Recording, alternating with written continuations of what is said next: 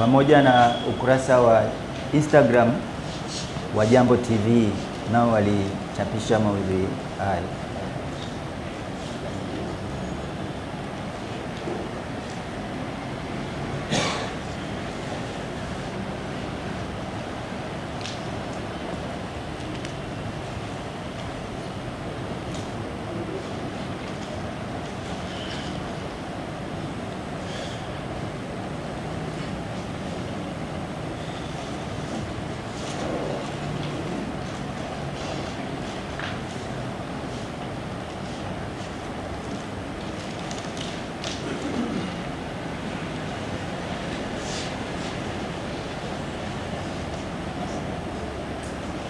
Hebu shahidi kumbusha tena mahakama, unasema hiyo flash ilipeleka kwa madhumuni gani? Hebu kumbusha. Mheshimiwa Hakimu, flash hii yenye kielelezo hicho cha nilichokitem jina DM nilikiandaa kwa madhumuni ya kukipeleka maabara kwa ajili ya uchunguzi wa video ile.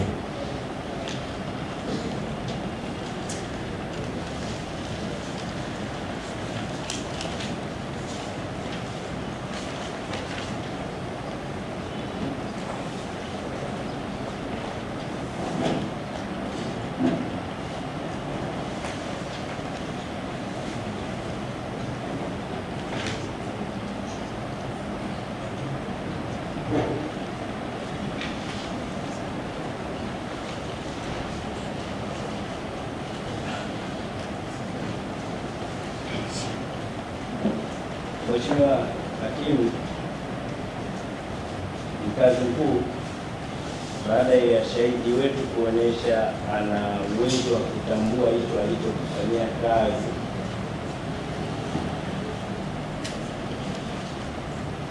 kwa maana ya hiyo flash disk na content yake, kwa maana ya maudhui ya picha hiyo aliyoifanyia kazi ambayo anasema alijua, lakini baada ya shahidi kusema kwamba alipakua kwa nia ya kupelekwa kwa mtaalamu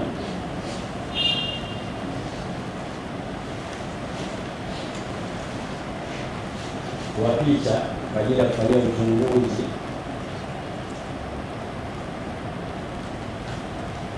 tunaomba shahidi huyu ushahidi wake uahirishwe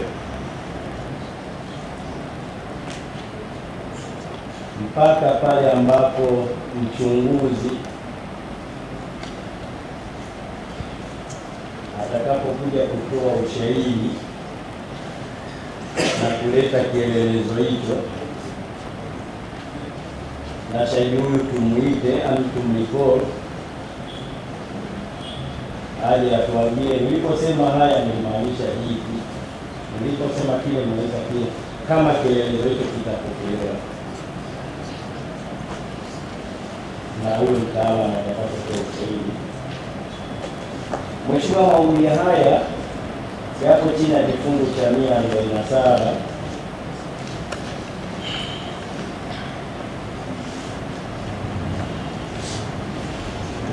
kifungu kidogo cha 5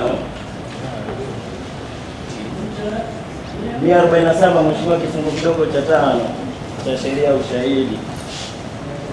Hii ni sura ya 6, sura ya 6 kama ilivyofanywa marejeo mwaka 2022.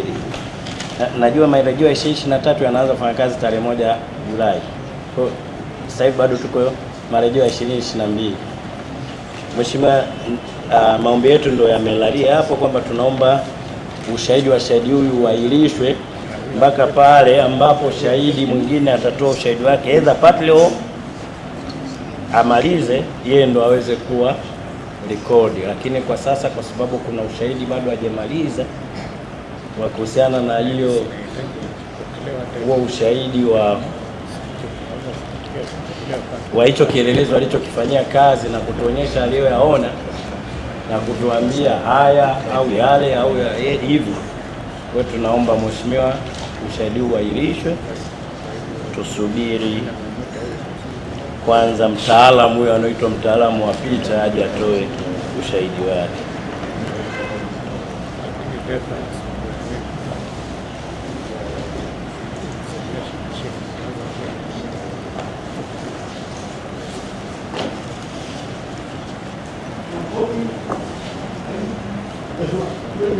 Ni matter of procedure. Bali shahidi atokea katiwa atoe ushahidi amalize, awekwe under cross examination, alafu examination. Ndio taratibu wa sheria hii. We don't take witnesses and then call another witnesses. In the process will be, the record will be mixed up. Na sidhani kama kuna kifungu cha sheria kinachoruhusu shahidi atoe nusu alafu uite shahidi mwingine atoe nusu. Sidhani kama kuna kifungu cha sheria cha namna hiyo.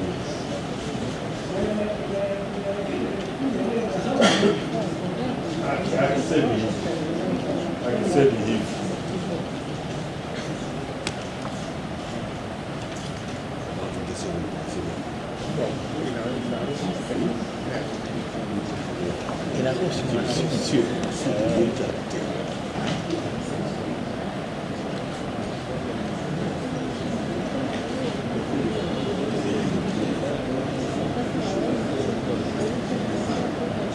naomba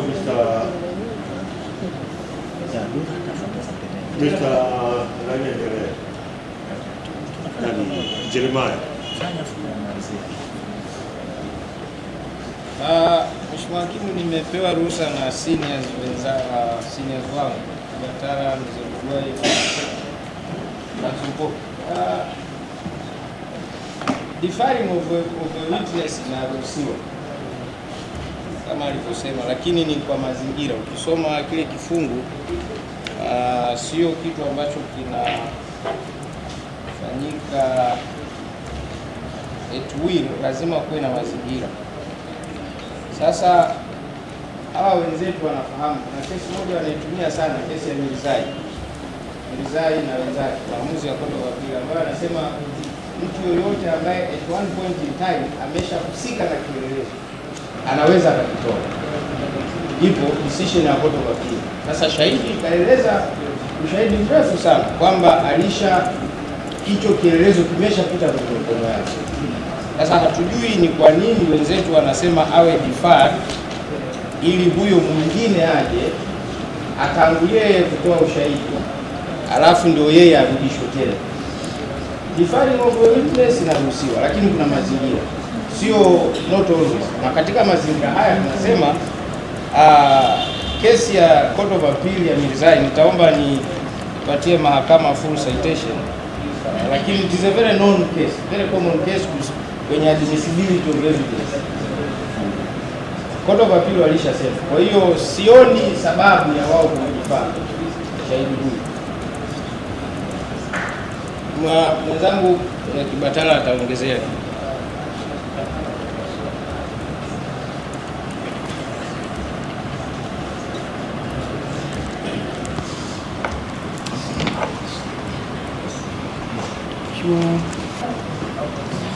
Mheshimiwa, ukisoma wording ya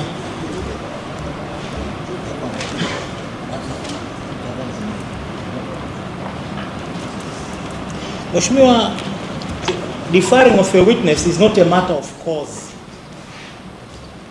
ni a matter of discretion.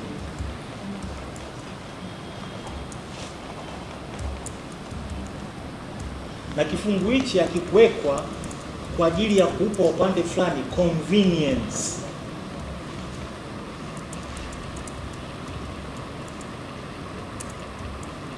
Kiliwekwa kuipa mahakama discretion ya kunenhance power yake control proceedings. Na ndio maana operating word pale ni kwamba ambaye ana defer ni mahakama, the court may.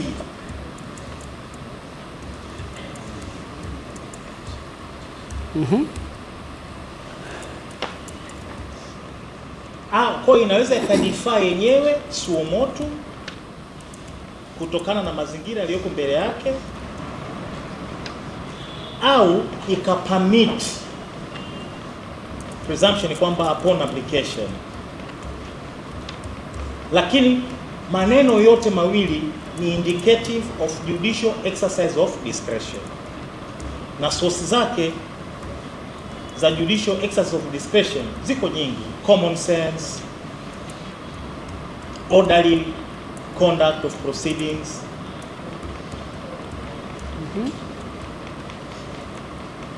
Lakini kubwa kuliko yote ni sababu za kisheria.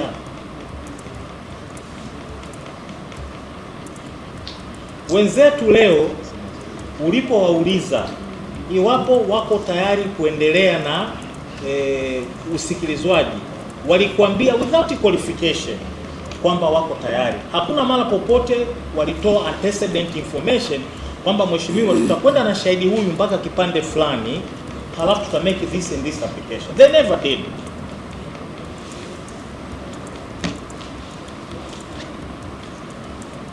Na hata sasa hivi wakati wana place hayo maombi ili mahakama ipermit the reference ya hiyo testimony, wameongea in very general terms kwamba wanaomba ushahidi wa huyo deferred mpaka mchunguzi aje afanye mazoezi fulani ya kutoa ushahidi.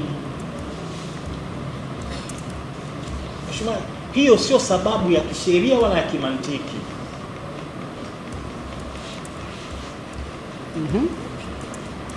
Ni nini kilichowazuia kujipanga vizuri? Aje kwanza huyo mchunguzi atende into evidence hiyo flash disk, halafu baadaye shahidi huyu aje atoe ushahidi without interruption. Because this is legally and factually cumbersome, what has just happened. And that application swims in a sea of cumbersomeness. And we move you to so find. Sorry. Okay. Ndio.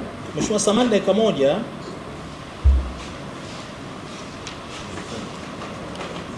Kuna authority ya Court of Appeal nilikuwa naitafuta, sasa inafunguka taratibu, ambayo ilifafanua. Sekunde moja, naomba nivumilie mheshimiwa.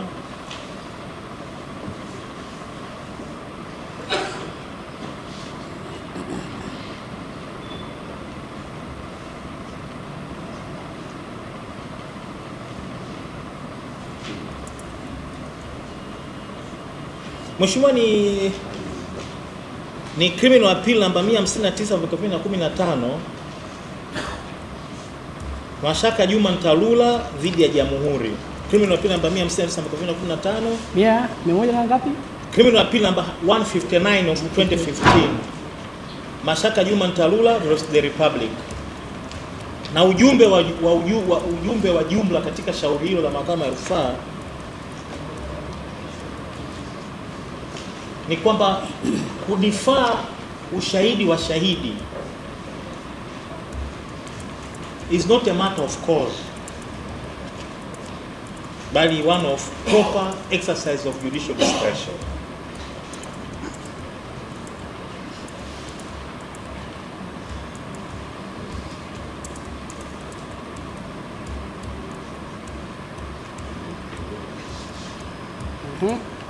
Kwa hiyo mheshimiwa, tunapinga maombi hayo.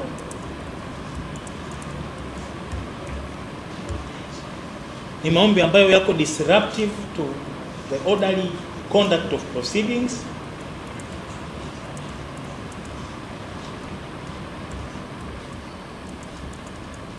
Ni maombi ambayo net effect yake ni kupoteza tu muda. Basically, we will not achieve anything today, anything meaningful. Kwa hiyo, kwa sababu kifungu husika kinaruhusu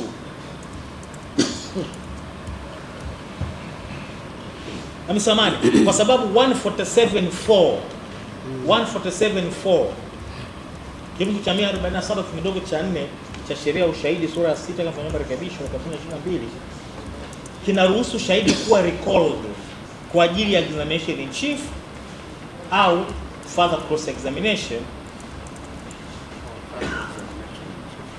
Uamuru shahidi huyu amalize ushahidi mpaka pale atakapoishia au ujue maswali, na upande wa mashtaka watumie fursa ya kisheria ya 147.4 kumuita tena for further examination in chief baada ya huyo mtu wanayekusudia aje kutoa kielelezo kuwa amekitoa, kwa sababu bottom line tumemsikia hapa na tafsiri mpaka effect ya maneno, so hakuna kitu cha ziada ambacho kwenye ushahidi wake ukiacha kutambua, yani ukiacha masuala ya utambuzi wa content za hiyo exhibit. Essence ya ushahidi wake yeye ndo aliye discover stroke aliye discern crime. Kwa kama wenzetu ndipo walipoishia kwa maana ya ushahidi wake, waamriwe watafute exit point, wafunge ushahidi, tumuhoji kuhusu namna alivyotambua utendaji wa kosa. Halafu huko mbeleni kama bado wanakusudia watamuita tena, sheria inaruhusu aje kudeal na content ya hicho kitu kama kweli basi kitaingia kama exhibit, kwa sababu hatari ya hii order ukiwapa carte blanche ni kwamba mpaka leo hatufahamu kwamba hicho kielelezo kama kitavuka kizingiti cha objections, na tunaarifu kwamba tunakusudia ku object. Sasa hatujui mahakama itaamua nini kwenye objection. Hatari ni kwamba ukisema unaruhusu kudifaa ushahidi wa huyu, unaweza kukuta ushahidi wake unakuwa deferred sine die bila kujua ni lini ataitwa tena. Sasa justice, orderly conduct proceedings, common sense, sheria vyote viruhusu speculative approach ya namna hiyo. It's not the domain of the court to engage itself in speculative undertakings that are not predictable. Kwa tunaomba Mheshimiwa Hakimu waamriwe wamalize ushahidi wa shahidi huyu, tumuhoji maswali, alafu watatumia 147.4 kumuita aje kufanya zoezi lilobakia vis-a-vis hicho kielelezo, kama kweli basi kitavuka hiyo threshold. Kwa sababu huyo shahidi akifa kwa mfano kabla ya kuja, there are so many speculative issues ambazo mwisho wake hatuoni Mheshimiwa. Lakini pia hata wewe unapoandika oda yako kwamba umedifaa, lazima mtu anaenda kuangalia faili mbele aone kulikuwa kuna sababu ya msingi, na sio tu kwamba ombi lilitolewa likakubaliwa. So we strenuously and insistently object to that prayer. We'll rejoin at a later date, later hour.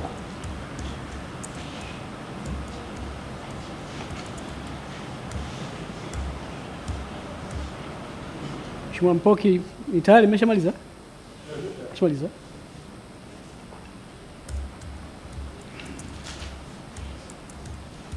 Mheshimiwa Katuga Nasoro, Mkuu wa Serikali.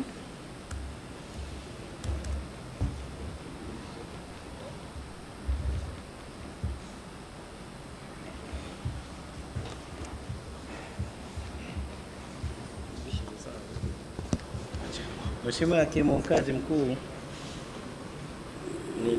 nitaanza kujibu hayo mapingamizi yao, alafu kama kuna kitu nitakiacha wenzangu tutaomba wapate nafasi nao kuchangia. Mheshimiwa, nimewasikia wenzetu kwenye lile ombi ambalo sisi tumeomba. Kwanza tu Mheshimiwa, naomba mahakama yako inoti kulikuwa kuna mapingamizi yenye kujichanganya. Kiongozi wa jopo amesema hakuna hiyo sheria inayoruhusu kuahirisha ushahidi, lakini tunashukuru mahakama ikamuonyesha kifungu tulichokitaja. Pia kakangu hapo kidogo alipitiwa. Lakini cha pili, wanakubali kwamba kipo kifungu kinachoruhusu kuahirisha ushahidi wa shahidi fulani mpaka shahidi mmoja au zaidi ya shahidi mmoja atoe ushahidi, basi ushahidi mwingine aje amalize ushahidi wake. Wanakubali uwepo wa kifungu cha 147 kifungu kidogo cha 5, lakini wanasema hiki ni discretion ya mahakama, na wanasema mahakama itumie busara katika kutumia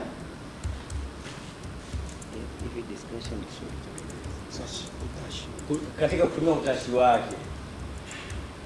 Na sisi tunaungana nao kwenye hilo, tunaungana nao kwamba mahakama itumie busara katika kutumia utashi wake kuamua jambo hili,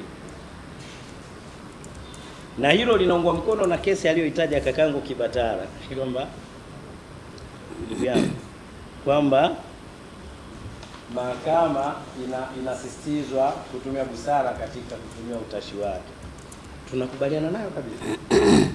Lakini mheshimiwa, kifungu cha 147 kaka yetu Kibatala anatuomba tuendelee naye huyu shahidi, alafu tuje tumrecall kwenye sub 4.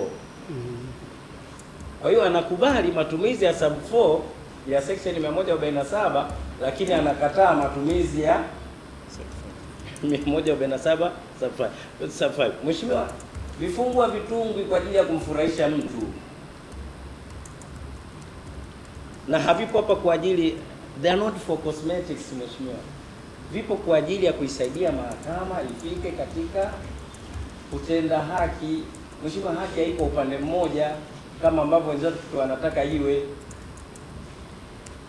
Wanasema hivi vifungu havimfevi upande mmoja. Hata sisi hawajawahi kukitumia wao tukakipinga.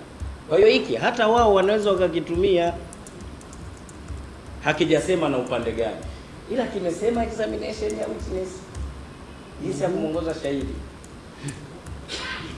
Mheshimiwa, shahidi wetu Amilei Foundation alipofanyia kazi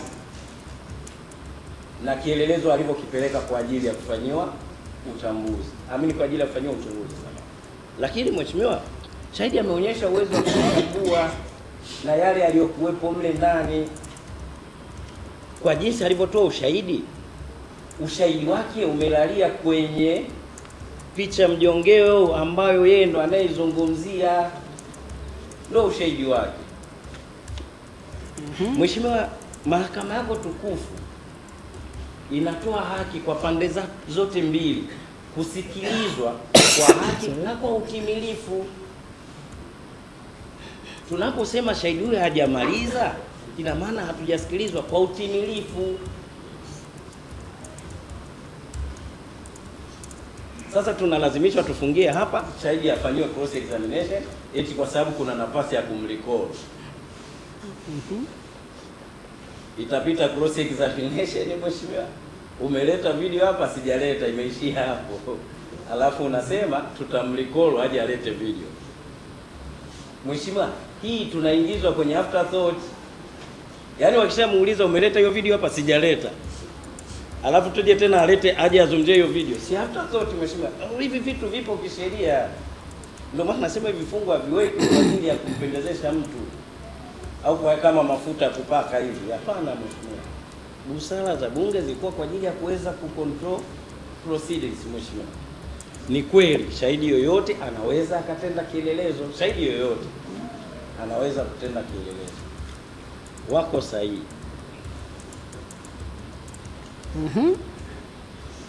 Mheshimiwa Hakimu Mkazi Mkuu, kila kesi itaamuliwa kutokana na mazingira yake.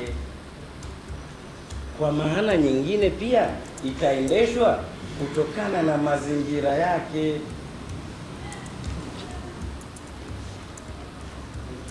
Kwa sababu itaamuliwa kutokana na mazingira yake, itaendeshwa kutokana na mazingira yake. Mheshimiwa, imekuwa taratibu, kwa mfano kesi za madawa anaweza kaanza mchunguzi kutoa vielelezo kwa sababu sheria zinaruhusu hivyo, na kesi ya ndugu yangu aliyoitaja ya Mirza sio hiyo tu, hata ya Sharifu Mohamed na wenzake dhidi ya Jamhuri imesema who is competent to tender kielelezo, imesema mtu kwa wewe huko mbaya kabisa. Lakini mheshimiwa, nature ya shauri hili, tunazungumzia computer data, tunazungumzia electronic evidence. Mheshimiwa, kuna sheria zake. Mheshimiwa kakangu Kibatala alisema huyu anataka kukava section 18. Wako aware na section 18 ya Electronic Transaction Act, Mheshimiwa, inayotaka kabla kielezo hakijafika useme ni jinsi gani kimepatikana, kimekuwa stored, kimekuwa jinsi gani kimekuwa generated, stored na mambo mengine, bila kufafanua sana. Mheshimiwa, aje mtaalamu atoe kielelezo bila kuonyesha haya? Unawezaje kukiamulia hichi kielezo kipokelewe kisipokelewe? Ndio yale tutarudi tena. Hawajalei foundation, hawajalei foundation. Tukilei foundation tumalizie. Sasa ni kipi? Wema upi ufanyike? Mheshimiwa, kifungu hiki kipo kwa ajili ya mazingira kama haya. Sasa kifungu kipo, afu tunataka tukikatae.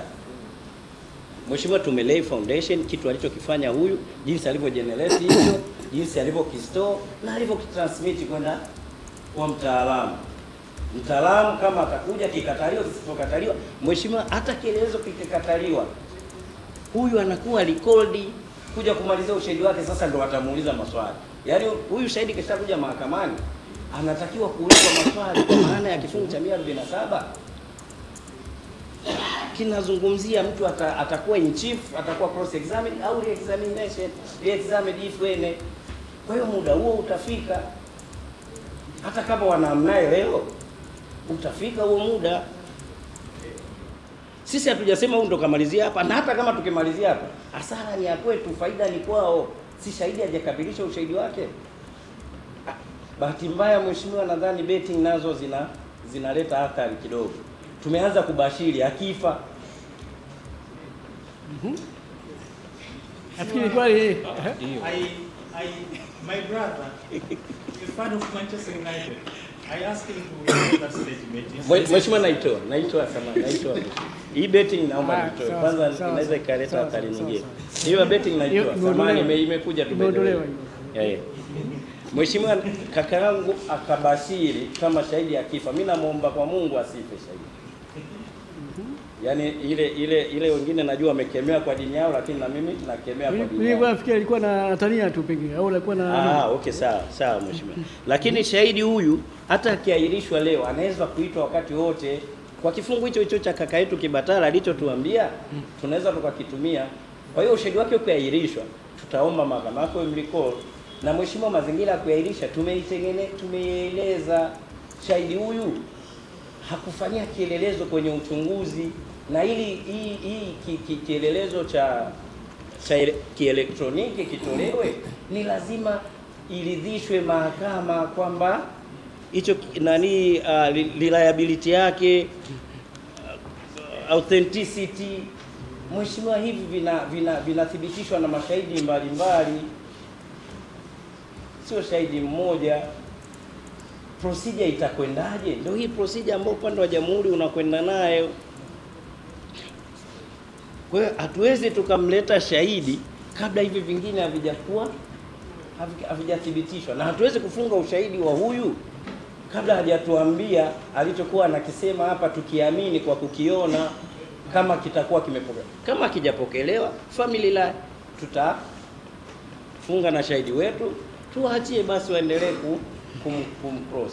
Kwa hiyo Mheshimiwa, sisi tunasema kwa busara ya mahakama, kweli ina mamlaka ya kutumia utashi wake, basi iangalie kwa mazingira ambayo tumeionyesha mahakama, iangalie kwa kutupa haki ya kusikilizwa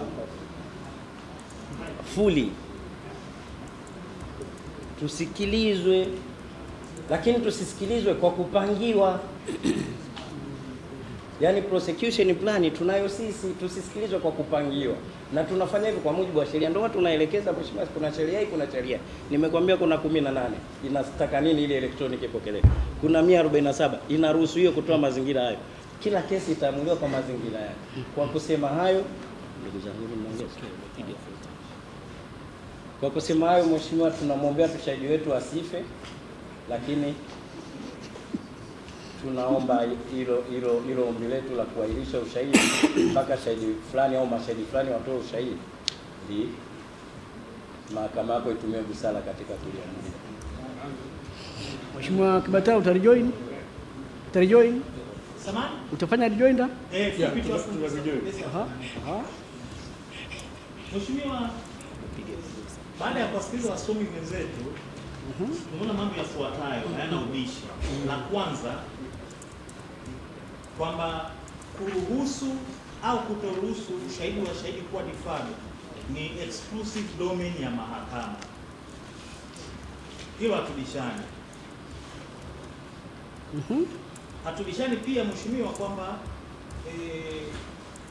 hiyo discretion lazima iwe judiciously exercised. Hilo hatubishani pande zote. Swali, kwenye mazingira haya kuna chochote kilichokuwa put forth kufanya mahakama exercise discretion yake judiciously na kuruhusu shahidi huyu ushahidi wake uwe deferred zaidi ya convenience tupu?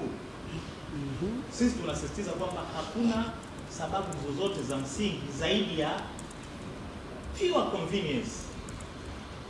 Yaani ukiangalia kwa jicho la tatu unaweza ukaona kwamba shahidi huyu ameletwa ili leo watu wasidishane kwamba kwa nini hamjaleta shahidi. That is what will immediately become obvious.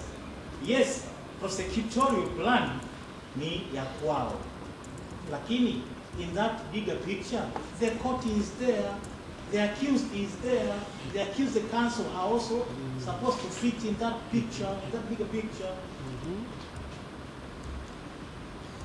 Hawajajibu hoja. Kilichowafanya waache kumuita mtaalamu aje atoe hiyo video, halafu baadaye shahidi huyu aje kwa identify contents na kucanvas mambo mengine ni nini? Kwa sababu mwisho wa siku ni kitu kile kile. Shahidi huyu si atakaye kuja kuitoa. Kwa unapozungumzia section 18, kwanza mimi sijazungumzia section 18 kwenye submission in chief. Nilizungumzia wakati nafanya objection fulani, lakini kwa kuwa ameileta, let me ably rejoin. It is a paradox kwa upande mmoja kusema shahidi ambaye anapaswa kuonyesha weight. Maana siku hizi admissibility tena, siku hizi ni weight baada ya section 18 kufanywa ya 88 kufanywa amendment. Kama huyu shahidi ndo anakuja kulay weight, anakuwa deferred.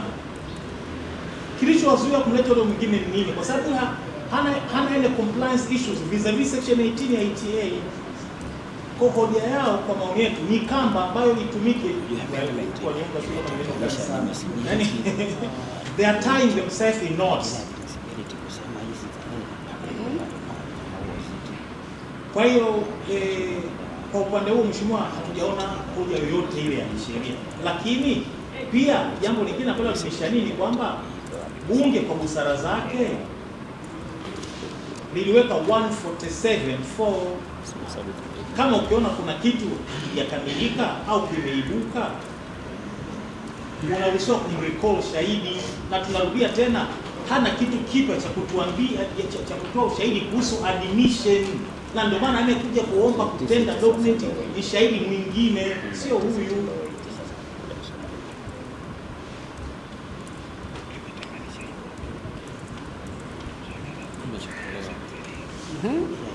Kwa hiyo Mheshimiwa, tunasisitiza kwamba waamuliwe wafunge, kwa sababu narudia tena Mheshimiwa, kifungu hichi kinasema the court may. Maana yake ni kwamba yenyewe suomotu inaweza ikaona kwamba ushahidi wako wewe ulipaswa utanguliwe na shahidi wa afisa wa ardhi kwa mfano, au wa mama wa mtoto kwa mfano, kwenye kesi kwa mfano za mambo ya physical issues with rape na hizo nyingine defilement au kupermit. Sasa that permission ya sababu this is an exception to the general rule kwamba shahidi anapaswa ndio ushahidi amalize aende. Sasa why do we go to the exception? Kwa sababu zipi?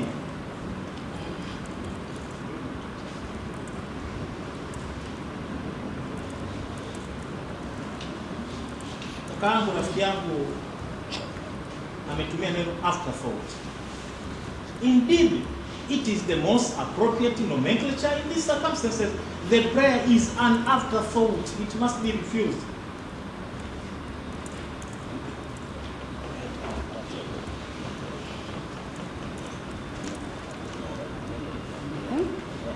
Mheshimiwa,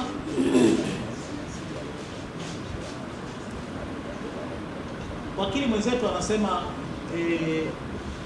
haki ya kusikilizwa itakuwa affected iwapo ombi lao litakataliwa. That is a falsity. It's false kabisa. Namba moja, shahidi amepewa nafasi ya kusikilizwa na wao wenyewe kama nilivyosema, without a reserve, walisema wako tayari kwa kusikilizwa. Nafasi hii ambao wamenyimwa, wamekuwa in full mpaka walipoamua kuiabandon wenyewe kwa make this prayer. Lakini ni msimamo wa kisheria ambao unafahamika na watu wote wanao practice sheria. Kupewa haki ni kitu kimoja, kuitumia fully ably na prudently ni kitu kingine. Ukipewa summons wakati kwenda mahakamani, utasema umenyimwa haki ya kusikilizwa. Kwa mfano, shahidi yupo, hakuna sababu yoyote ya kumaliza ushahidi ili auliwe maswali, una make a prayer not grounded on reason or law, ukataliwa useme umenyimwa haki ya kusikilizwa. That is as false things come. Kwa haki ya kusikilizwa haipaswi kuwa abused, inapaswa kuwa used prudently.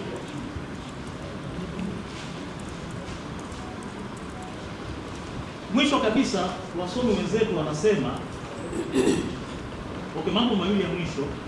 Amesema rafiki yangu kwamba vifungu havijafungwa kumfurahisha mtu. Precisely.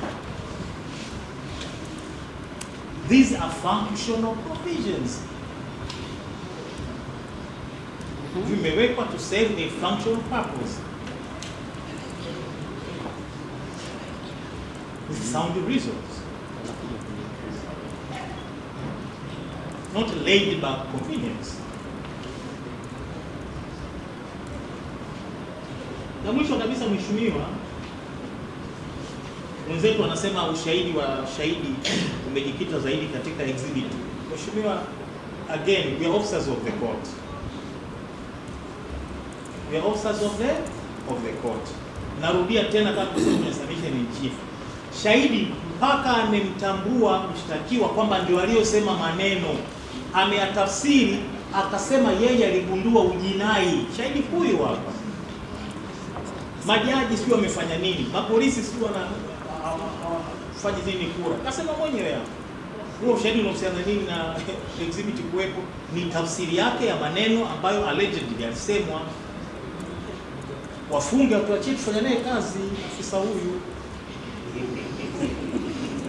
Kuhusu tafsiri yake ya ujinai aliyogundua yeye, kumuulize alisoma sheria ipi na nini. Tuna mambo mengi ya kumuuliza yakiwemo ya afande Awadhi, tunamfahamu vizuri. Kwa hiyo mheshimiwa, tunaomba hiyo prayer iwe refused, waambiwe wafikishe ushahidi mahali utakapofikisha, cross examine shahidi. Yaani tuna hamu yes plan.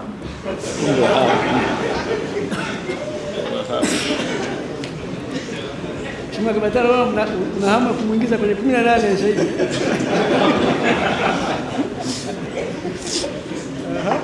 Mheshimiwa Tobiasa.